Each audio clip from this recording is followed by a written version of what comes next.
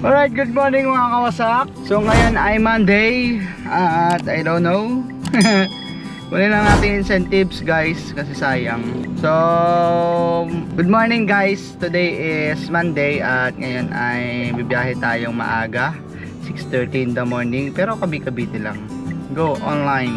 Tingnan natin kung may papasok agad, no? Kasi kalimitan pag ganito kaaga, pinapasukan agad ng booking eh. So yun, nag-aabang lang ako ng booking mga kawasak kasi kaka-online ko lang, no? So kahapon ay nahit natin yung incentives na 200 pesos. So ngayon ay kunin ulit natin. So yung 200 pesos na yun is one time lang yun pala. Hindi tulad ng dati yung strike, isa sa umaga, isa sa hapon. Akala ko ito naman isa sa umaga, isa sa hapon. Isa yung alas 6 ang umpisa, tapos yung kasunod ay alas 4 ang umpisa. So hindi pala. Isang beses lang, kunyari hindi mo natapos sa umaga sa alas 8, alas 6 hanggang alas 8 hanggang alas 10. Pag di mo natapos ng alas 6 hanggang alas 10, pwede mo ituloy ng alas 4 hanggang alas 8, no? Tagal naman tayo pasukan. Sa bagay alas 8 pa ata ang start ng klase, no? So hindi, may mga estudyante na siguro alas 7. So mga kawasak, may nag-booking sa akin, no? Ano to? Ba't may nakalagay na iya Terminal 3? Pero puntahan na natin, no? Kasi kung wala man yan is pwede tayo makakuha ng incentives.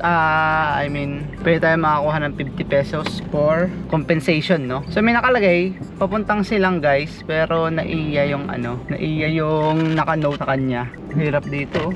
So sa kabilang kanto nga mga kawasak, no? Kaya kailangan nating umikot at mag-U-turn. So naka-note sa kanya naiya Terminal 3. Kuya, pwede po pakibilisan sa ba't ko bibilisan ang ano mo mag-book, bakit ngayon ka lang nag-book? So guys, pinabibilisan niya, malilate na daw. Bakit ngayon ka lang naman nag-book? Alam mo namang malilate ka, dapat inag-aagahan mo. So may message siya, please kuya, pwede po pakibilisan, sorry po malilate na po kasi kami. Alright, so yun mga kawasak, on the way na ako sa ating first booking. So doon lang din yung daan nito. Ma-fog yung natin, yung windshield. Yan, kita nyo ba? Yan talaga yung yung masama kapag ka nababad sa hamog, no? Kapag ka walang bubog yung garahe nyo, o kaya kahit walang net man lang, no? So ganyan ang mangyayari. Then guys, 7:41. So may kinita tayo kanina na papunta Silang guys sa FEU sa may Metro Gate is 348 pesos. Tapos guys, kasama yung nanay, no? So malilate na yung anak, pinagmandali niya ako. So sabi niya, flat daw kasi yung gulong ng kotse niya, kaya hindi niya magamit at nag-grab na lang ng mabilisan. Malilate na yung anak. Tapos ang ginawa niya, sumama siya. Tapos sabi niya sa akin, babalik din daw siya agad. Ihahatid lang talaga yung anak niya kasi hindi siguro sanay na mag-isang pinalalabas yung anak, mag-isang pinabibiyahe kasi bata pa din naman. So sinamahan, tapos balikan din. Sabi ko, ma'am, hindi po nakabook yan. Kapag ka nag-book kayo pabalik, siguro possible 90% ako dyan na hindi na ako yung makukuha yung booking, kasi iba na yan. Sabi niya, ihatid ko na lang daw siya pabalik. Ayun, binigyan ako 500 guys, balikan lang. Tapos yan, kinita tayo kaninang 348 plus 500 guys. Yung Walter Mart, sige, 348 plus 500, magkano na yun? Diba 848 na. Sikip naman dito. Ito yung pinakamahirap pagka residential talaga yung pagsuservicean mo Sikip guys. So may bago tayong booking papunta naman ng Walter Mart, Dasmariñas. Okay na. Cash naman 216. Tamo, makaka 1,000 na agad tayo. No oras pa lang.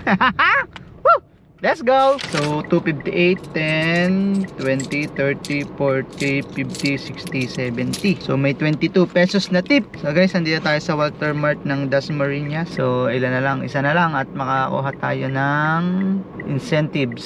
So hindi pa napasok yung natin, no? Yung ating incentive na nabuno. Almost 500 pesos. 500 pesos talaga. Hindi pa pumapasok. Kaliwa kanan. Kaliwa kanan.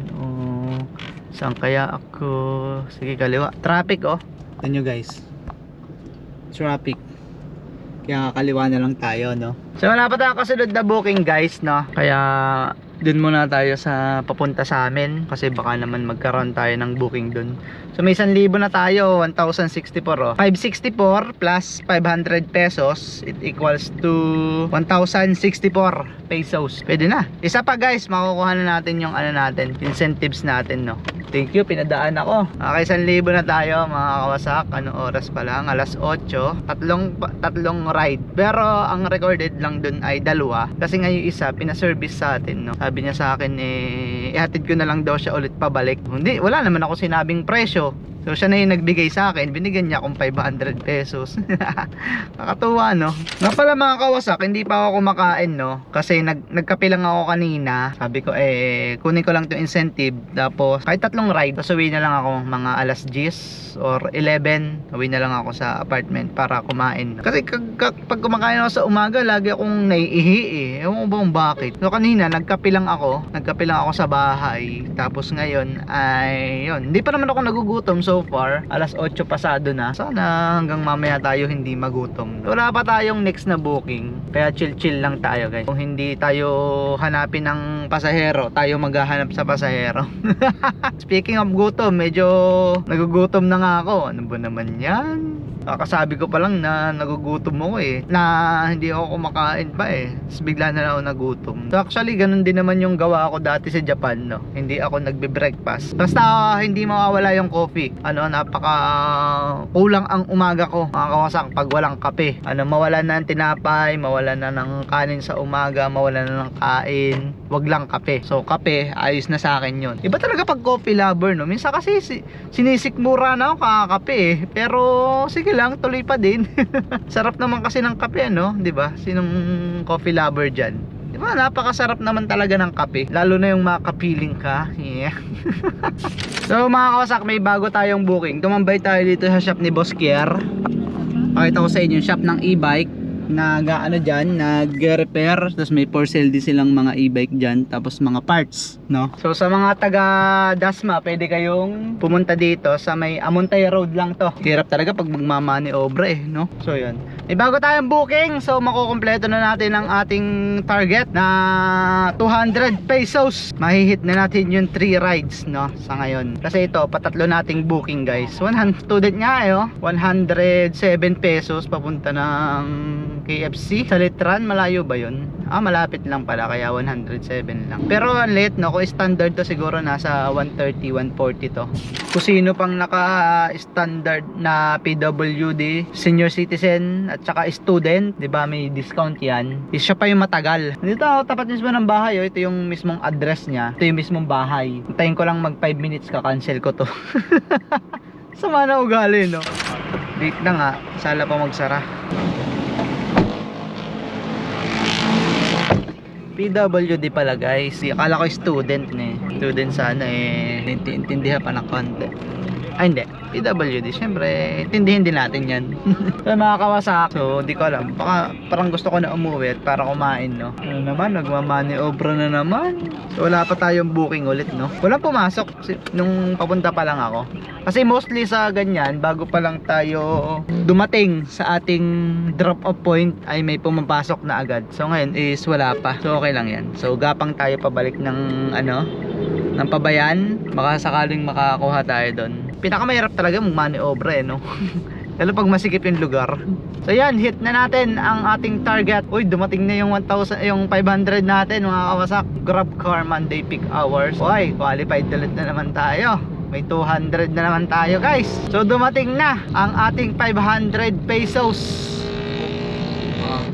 Magkano yung dumating na to? Isang 196 incentives, driver incentives at 96 at 294. 196 at 294. May tax pa din, no? Kasi 200 yan, dumating lang 196. Tapos 294 dumating lang at 300 dumating lang ay 294. So ibig sabihin may tax pa. 2 pesos to 2% yung tax sa ating driver incentives guys. Meron na tayong 1.5 today.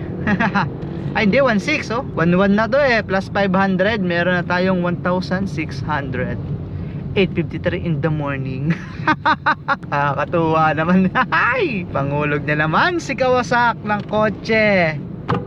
Maaga pa lang pero tunaw na agad yung yelo ko guys. Yan mga kawasak, dito na ako sa apartment ko at kakain muna ako. 9:14 na ng umaga and then mamaya na lang ulit tayo lalabas after lunch, no? Siguro mga 12 or 1, yun lang. At i-idlip muna ako guys kasi puwet pa ako gabi. Anong oras na tayo nakauwi? Alas 9. Kulang tayo sa tulog. Anong oras ako gumising? Alas 5. Gusto wala pa akong kain ngayon kaya kakain muna ako, no? So inayos lang natin yung park natin. Alright, that's up mga kawasak. Ngayon ay may pasahero na tayo. Ano oras na?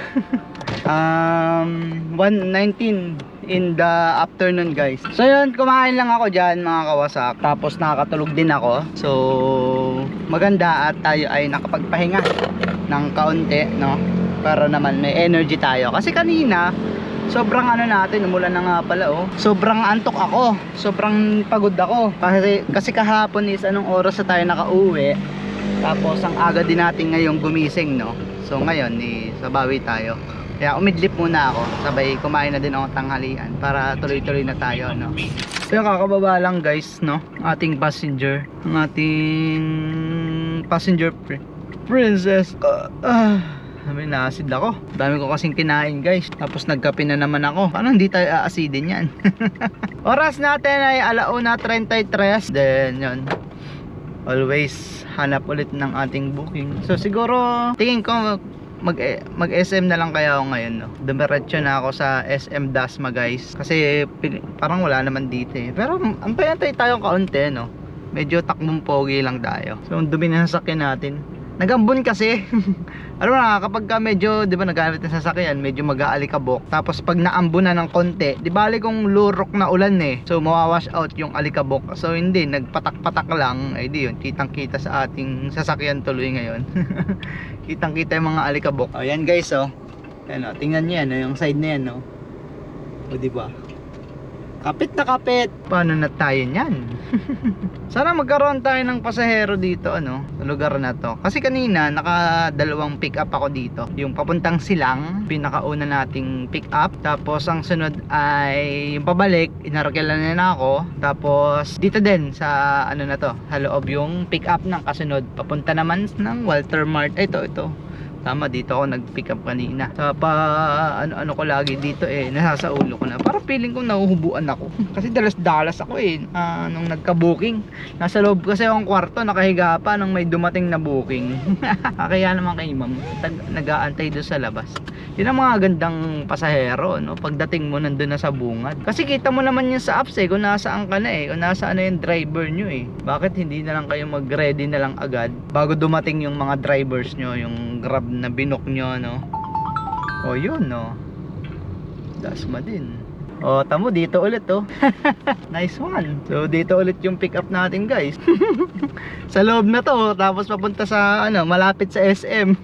Di ba?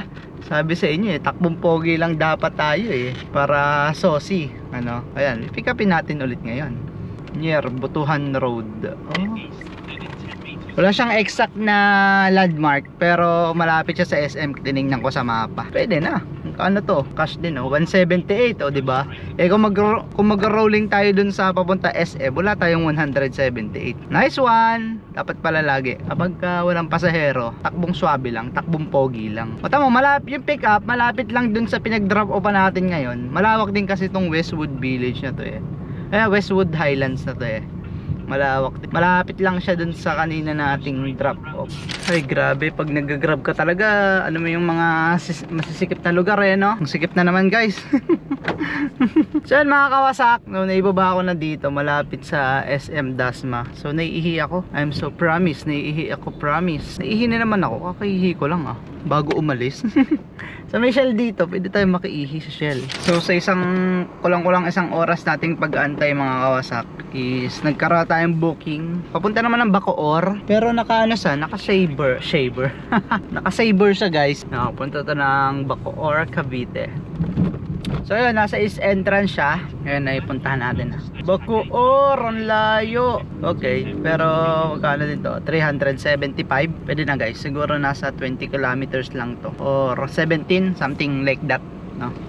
Mga kawasak, dito tayo ngayon sa Bacoor, Cavite. Punta tayo ng SM Dasma, no? So may stuck tayo sa traffic dito pag nagtagal tayo sa Bacoor, guys, kasi mamaya ay ano na tawag dun, rush hour na, napaka-traffic sa Aguinaldo Highway pag inabot tayo na alas 5. So 3:51 in the afternoon. So nandito tayo sa Bacoor. So ang weird nila, multiple drop off, tapos hindi naman nila nilagay sa bale on the way lang din naman drop off nila. Kaso nga lang, okay lang kung isang pasahero lang yung bababa. Kaso nga lang, bago dumating dito may bumabang isa doon, pero along the way lang din. Tapos dito sa kanto nila may bumaba ding isa. Bale dalawa yung bumaba, guys, 'di ba? Napaka-abala din 'yan. Tapos yung isa, ang tagal pa bago bumaba, yung pinakauna, 'di ba? Paano naman tayo niyan? Ano natin dito yung oras natin ng mahalaga dito. Kaya sa mga mag-ano naman diyan, sa mga multiple drop off, lagay niyo naman sa app na pwede naman diyan madamihan drop off sa application natin, no? So ilagay niyo diyan, madali lang naman 'yan. Saka hindi naman ganun kalaki yung ipapatong ni Grab diyan.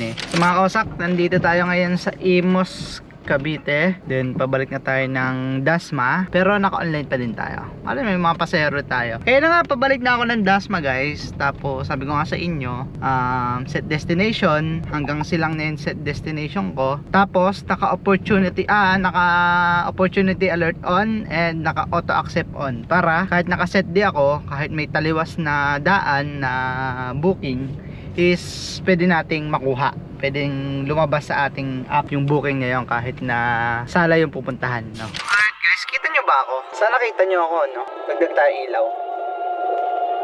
Yan, so mga kawasak, oras natin ay 6:52 ng gabi. Pagparagay mo na mag-aalas 7, at ngayon ang huling dress, nabubulol na ako kasi pagod na ako.